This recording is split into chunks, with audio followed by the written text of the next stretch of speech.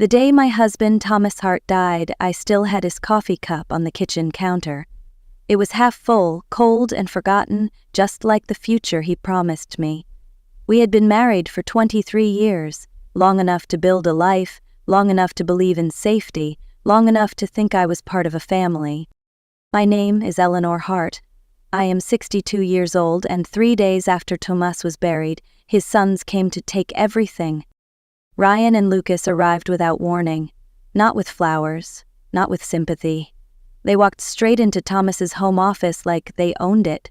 The same room where he used to read the morning news. The same desk where he once held my hand when he told me he was afraid of getting sick. Ryan was the older one, tall, confident, always dressed like a man who expected the world to bend for him. Lucas stood beside him, quieter but just as watchful. Their eyes were not filled with grief. They were filled with calculation. "Eleanor," Ryan said, using my name like it was a formality, "we need to talk about the estate." The word estate hit me harder than any condolence. My husband was not even cold in the ground, and they were already dividing his life like inventory. Lucas added, "We know this is a hard time, but there are legal matters that need to be handled right away." I looked at them, standing in Thomas' office, breathing the air of a house they had never helped maintain. They had not been here during the long hospital nights. They had not sat beside Thomas when the doctors spoke in quiet voices. They had not held his hand when he whispered that he was scared. But here they were now, ready to claim what they believed was theirs. "What legal matters?" I asked. Ryan opened a folder and laid it on my husband's desk. Inside were documents that looked heavy with authority. According to Dad's will, he said, the primary residence, the lake house, and the business assets go to Lucas and me. My heart skipped. Our home, the house Thomas and I shared, the place where we had laughed, argued, and planned the rest of our lives. "And me?" I asked. Lucas shifted slightly. "There is a life insurance policy for you. $200,000. $200,000 for a woman who had given up her career to support a family that never truly saw her." That was the moment I understood something terrible. They did not see me as Thomas's wife. They saw me as an obstacle, and they were ready to remove me. For a few seconds after Lucas spoke, I could not find my voice. $200,000 sounded like a large number until I compared it to the life I was about to lose. Ryan leaned against Thomas's desk as if he already owned it. "The house you are sitting in is valued at about $900,000, he said. "The lake house is worth around $700,000. The company brings in steady revenue. Dad wanted all of that to stay in the family." "The family, not me." I nodded slowly, trying to stay calm. "And where am I supposed to live?" I asked. "You have 30 days, Ryan replied without hesitation. "That should be enough time to make arrangements. 30 days to pack up 23 years of memories. 30 days to find a new home, move my belongings, and somehow grieve at the same time." Lucas added, "We are not trying to be unkind, Eleanor, but Dad always believed that blood matters when it comes to legacy. It matters, as if love, loyalty, and years of sacrifice meant nothing." I thought about the way Thomas used to hold my hand in the evenings when we sat on the couch. I thought about how he used to call me his anchor, and now his sons were telling me I was worth less than a small insurance policy. "There is also something else," Ryan said, his tone shifting. "During Dad's illness, he accumulated medical bills. Insurance covered most of it, but there is still about $180,000 outstanding." My chest tightened. "That is almost all the insurance money." "Those bills are your responsibility," Lucas said softly. "You were his wife. You made decisions together. Legally, the hospital will come after you." "So let me get this straight," I said. "You take the houses, you take the company, you take the future Thomas and I built, and I take the debt?" Ryan did not deny it. "That is how the will is written." I looked around the office one last time. The shelves, the window, the picture of Thomas and me on our wedding day. They were not just taking property, they were erasing me. And the worst part was not even the money. It was the way they stood there, calm and polite, while they destroyed my life as if it were nothing more than paperwork. That afternoon I sat across from Mark Delaney, the lawyer Thomas had trusted for years. His office was quiet, filled with framed certificates and shelves of thick law books that smelled faintly of dust and ink. "Eleanor," he said gently, "you do not have to accept this. The will they showed you can be challenged." I looked at him, exhausted. "On what grounds?" "There are serious irregularities," Mark replied. "Thomas made changes shortly before he died. We can argue that he was under pressure or not fully informed. We can slow everything down and force Ryan and Lucas to negotiate." Slow everything down. The words felt heavy. "How long would that take?" I asked. "Months at least, possibly years." "And what do I live on during that time?" Mark hesitated. "You would still receive the insurance money, but the medical bills could wipe most of that out before the case is resolved. So I would be broke, stressed, and fighting two men who have no problem crushing me." Mark leaned forward. "Eleanor, they are counting on you being too tired and too scared to fight back. That is how people like Ryan and Lucas win." I stared at my hands. They looked older than they used to, thinner, worn. "Thomas always promised me I would be safe," I said quietly, "that I would never have to worry about money." Mark nodded. "That is why this makes no sense. This will does not sound like Thomas." "What if I do not fight?" I asked. Mark blinked. "You mean you would just sign everything over?" "What if I let them have what they think they want? How fast could it be done?" "Eleanor, you would be giving up your rights. There would be no going back." "How fast?" "A week, maybe 2. I closed my eyes. Fighting would drain what little strength I had left, but giving up felt like stepping into a dark room without knowing what was inside. "I am not weak," I said softly. "I am just tired of being treated like I am nothing." Mark looked at me with concern. "I think you are making a mistake." "Maybe," I replied, "but it is a mistake I am choosing." That night, I sat alone in the living room, surrounded by the quiet that Tomas used to fill. Every sound felt louder without him. The ticking of the clock, the hum of the refrigerator, my own breathing. I thought about fighting, about standing in court while Ryan and Lucas watched me with those cold eyes. I imagined months of lawyers, hearings, and whispered judgments about the greedy stepmother who wanted more than her share. I did not have the strength for that kind of war. So I made a different choice. I called Mark Delaney the next morning and told him I was ready to sign whatever papers Ryan and Lucas needed. He tried to talk me out of it again. I let him, but my mind was already made up. "They think I am surrendering," I told him. "Let them believe that. Grief does strange things to people. It makes you look weak. It makes others think they can step over you."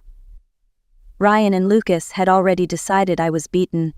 But what they did not know was that I was done asking for fairness. Sometimes the quietest person in the room is the one who sees everything. When I hung up the phone, I walked into Thomas's office one last time. The smell of his cologne still lingered. His chair was still slightly turned, as if he had just stepped away. I rested my hand on his desk. "You always told me to trust my instincts," I whispered. As if in answer, my fingers brushed against something inside the small drawer. A tiny brass key. I picked it up and turned it over in my palm. It was old, worn, important. And in that moment, I knew Thomas had not left me empty-handed. He had left me a door. The key did not belong to any lock in the house. I tried every cabinet, every drawer, every storage room. It fit nowhere. Yet Thomas had hidden it in the one place he kept only the things that mattered. That made it different. I slipped it into my pocket and went about my day, pretending I was just another grieving widow packing up her life. Ryan and Lucas called twice to ask if I had spoken to Mark. Their voices were polite but rushed. They wanted this done quickly. That alone made me uneasy. Thomas had never rushed anything that involved money. He had always said slow decisions were safer decisions, but his sons were acting like men afraid of running out of time. That night I sat in the kitchen, turning the key between my fingers. It felt heavier than it should have been. "What did you leave me, Thomas?" I whispered. The next morning I found the answer by accident. I was sorting through his wallet, the one the hospital had returned to me in a sealed bag. Behind his driver's license was a small card I had never seen before. First National Bank was printed on it, in simple black letters. On the back, in Thomas's handwriting, was one number.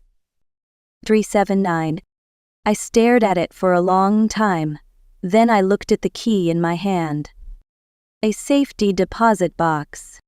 My heart began to pound. Thomas had never mentioned a box, never mentioned anything hidden. And yet here it was. Something he had not trusted anyone else with. Not even his sons. I grabbed my purse and my coat and drove to the bank before doubt could stop me. I did not tell Ryan. I did not tell Lucas. For the first time since Thomas died, something inside me felt awake. If there was a truth buried in that box, I was about to find it. The bank was quiet in the early morning, the kind of quiet that makes you feel like every sound matters. A woman at the front desk looked up when I gave her Thomas's name and the number 379. Her expression softened. "Mr. Hart was here often," she said. "Please follow me." She led me down a narrow hallway and into a vault that smelled faintly of metal and cold air. Rows of steel boxes lined the walls like silent witnesses. "Only you and your husband were listed on this box," she added as she unlocked it. "He opened it about 6 months ago." 6 months ago. Right when Thomas started getting sick. The box was heavier than I expected. She placed it in a small private room and left me alone. My hands were shaking when I lifted the lid. Inside were folders, letters, bank statements, photographs, everything neatly arranged, like Thomas had prepared it for me. I picked up a bank statement first. It was for an account called Hart Holdings. The balance made my breath catch. $4.7 million. There was a handwritten note on it, in Thomas's familiar script. "Eleanor, this is our real savings. I moved it so the boys could not touch it." Tears blurred my vision. We were not broke. We were not helpless. Thomas had been protecting me. I opened another folder and felt my stomach drop. It contained emails between Ryan and someone I did not know. The messages were cold and calculating. "Dad is getting worse," Ryan had written. "We need to move the assets before she figures anything out." The reply was worse. "Once he signs, everything will be under the new companies. The wife will not understand what happened until it is too late." They had been planning this while Thomas was dying. The next folder held photographs. Ryan walking into a casino. Lucas meeting with men in dark suits. Financial records showing massive debts and failed investments. And then I saw it. Another will. This one dated just weeks before Thomas died. This one left everything to me. My hands pressed against the table to keep from falling. They were using the wrong will. The one they showed me was not the last one Thomas signed. He had outsmarted them. And he had left me the proof. At the bottom of the box was a letter in Thomas's handwriting. It was sealed in an envelope with my name on it. "Eleanor, open this after you have read everything else." My hands trembled as I unfolded the paper. "My dearest Eleanor," it began. "If you are reading this, then I am gone, and the boys have shown you who they really are." He wrote about how Ryan and Lucas suddenly became attentive when his health declined, how they asked strange questions about bank accounts and property titles, how their concern did not feel like love but like fear of losing control. "So I hired an investigator," he wrote. "I needed to know the truth." The truth was worse than I imagined. Ryan was using the business as collateral for gambling debts. Lucas was moving money from clients into secret accounts. They were not just greedy, they were dangerous. Thomas explained how he moved the money into Hart Holdings, how he changed his will, and how he placed everything in that box for me to find. "The houses," he wrote, "are not gifts. I mortgaged them heavily. If the boys take them, they take the debt too. I had to sit down. Thomas had turned their greed into a trap. The final lines of his letter made my chest ache. I am sorry I could not tell you while I was alive. I did not want to put you in danger, but I needed you to be safe when I was gone. I have given you the choice, Eleanor. Do what you think is right. For the first time since Thomas died, I felt something close to peace. He had not abandoned me. He had been standing beside me the whole time. That evening Ryan invited me to dinner at his house. Lucas and his wife would be there too. He said it would be nice to spend time together as a family before everything was finalized. I almost laughed. They sat across from me at a table set with expensive plates and wine they probably could not afford. They smiled. They asked how I was holding up. They spoke as if they cared. Ryan talked about renovating the lake house. Lucas mentioned selling the company. They were already spending what they thought was theirs. I nodded and sipped my water, thinking about the files in the safety deposit box. At one point I mentioned the key I had found in Thomas's desk. Ryan froze for half a second. Lucas's fork stopped mid-air. A safety deposit box, I said casually. Strange, isn't it? Ryan forced a smile. Dad always liked to hide things. I thought maybe I should check it before we sign anything, I added. Lucas cleared his throat. That might not be necessary. We do not want you to get confused by paperwork. Confused? I smiled politely. Thomas always said I was smarter than people thought. They did not laugh. As dessert was served, I realized they were afraid. And fear told me I was exactly where Thomas wanted me to be. The next morning, we met at Mark Delaney's office. Ryan and Lucas sat on one side of the table. Their lawyer was beside them. I sat across with Victor Lane. They tried to control the room from the first second. There has been a misunderstanding, Ryan said. Someone is claiming there is another will. Victor calmly opened his briefcase. Not claiming, producing. He slid documents across the table. The real will, the bank records, the mortgage filings. Mark stared at the pages. These were not in my file. That is because Tomas fired your firm, Victor said quietly. He did not trust anyone who shared information with his sons. Lucas went pale. Ryan slammed his hand on the table. This is fraud. No, Victor replied. What you did was frauds. He turned to the mortgage documents. The house you think you are inheriting has a loan of $1.2 million against it. The lake property has $800,000 in debt. Ryan laughed nervously. That is impossible. Those houses are worth less than that. Exactly, Victor said. Silence fell over the room. Then came the bank records. Evidence of Ryan's gambling. Lucas's stolen client money. Recorded calls. You were stealing from a dying man, Victor said. That is called elder abuse. Mark looked like he was about to faint. Ryan turned to me. Eleanor, you do not believe this, do you? I folded my hands. Thomas believed it. And he prepared for it. Lucas whispered, We are ruined. Not yet, Victor said. You still have a choice. The room waited. For the first time they were not in control. Victor placed one final document in front of me. This is a gift deed, he said. It transfers the house and the lake property to Ryan and Lucas. Ryan's eyes lit up. That is more like it. I picked up the pen. You wanted everything, I said softly. I am giving it to you. A sign. Their lawyer smiled for exactly 2 seconds. Then he read the fine print. The color drained from his face. The properties transfer with all existing mortgages, he said slowly. The debt moves with the title. Ryan stared at him. What debt? $1.2 million on the house, $800,000 on the lake house. Lucas stood up so fast his chair fell backward. You said they were paid off. They were not, Victor replied. Tomas made sure of that.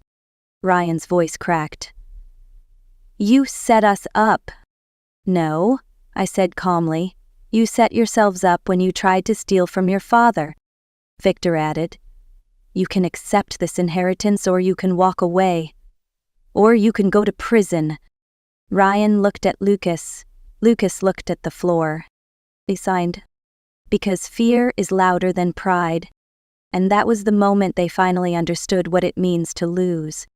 3 months later, the houses were gone. Ryan could not refinance the loans, neither could Lucas. The banks took both properties and still came after them for what was left unpaid. Ryan filed for bankruptcy. His gambling problem was no longer a secret. The court ordered him into treatment. His law license was suspended. Lucas lost what was left of his business. The clients he had cheated pressed charges. He took a job managing night shifts at a hotel near the airport. Their world collapsed exactly as fast as they had tried to take mine. No more luxury cars, no more expensive dinners, no more pretending. Bianca laughed. She said she did not marry a man who could not pay his own bills. They tried to call me, I did not answer. Amen had given me peace. And they had given themselves ruin. I sold the remaining shares of Thomas's investments and moved to a small coastal town where the ocean met the sky. My new house was not large, but it was mine. No memories of tension, no footsteps that reminded me of betrayal. I planted a garden in the backyard. Roses, lavender, herbs. Every plant felt like a small promise that something new could grow after everything had been burned down. For the first time in decades, I woke up without anxiety in my chest. No one was watching me, no one was waiting for me to fail. I took painting classes at the community center. I volunteered at a local shelter. I learned how to enjoy quiet mornings with coffee and the sound of waves. Thomas had not just left me money. He had left me freedom. And freedom feels like breathing after being underwater for years. I was no longer the woman Ryan and Lucas dismissed. I was simply Eleanor. And that was enough. If there is one thing this story taught me, it is this. Never mistake silence for weakness. Ryan and Lucas believed I was small because I did not scream. They believed I was powerless because I did not fight in the way they expected. But quiet people see more, and they remember more. If you are listening to this and you feel trapped by family, by a partner, or by people who treat you like you do not matter, remember this. You do not need to be loud to be strong.